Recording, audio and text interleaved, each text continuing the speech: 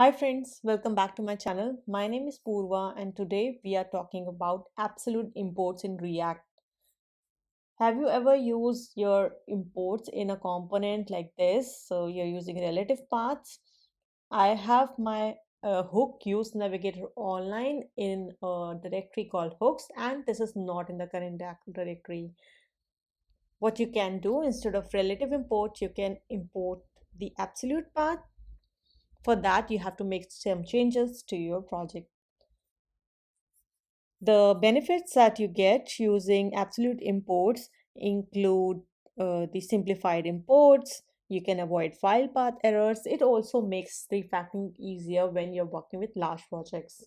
So without dwelling into the benefits of it, let me take you the solution directly. First of all, I want to mention that I'm using TypeScript for my React application. If you are using JavaScript, you need to add jsconfig.json in the root of your project and make similar configuration that I'm going to add in the tsconfig.json.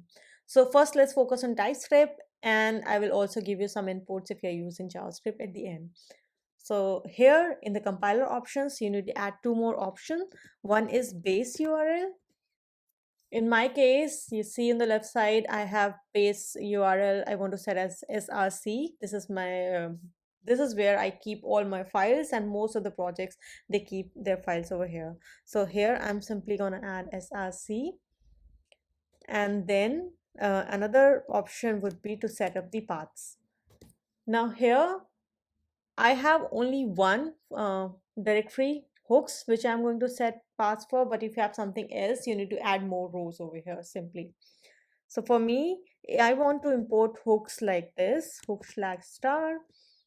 And where should it get it from? This is an array.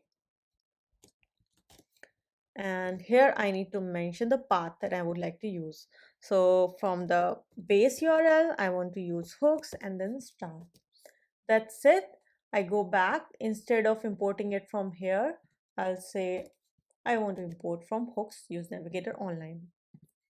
This is all you need to do to make these changes, and you will see that this works in case of TypeScript project. In case it doesn't reflect the latest update, you just need to restart the TypeScript server. How you will do that? Select Command Shift P in your keyboard, and this will open a drop down like this. Just search restart TS server. I have used it recently. This is for me coming on the top, but for you it might be somewhere else. So you just need to type in restart TS server and you should see it in the drop down. Click on this and it will restart the TS server. This should get fixed immediately. Now, like I said in the beginning, if you are using JavaScript, not TypeScript, you will need to add a jsconfig.json file with similar options. So there you don't need to set the path, but just the base URL in the compiler options, and another option by after compiler option, that would be include, where you will need to include those URLs. So in my case, it will be hooks. In your case, it could be something else. That's it for the current video. Let me know if it works for you and it helped. In the next video, we'll talk about setting up absolute imports in test files using jest. So keep watching and don't forget to subscribe to my channel.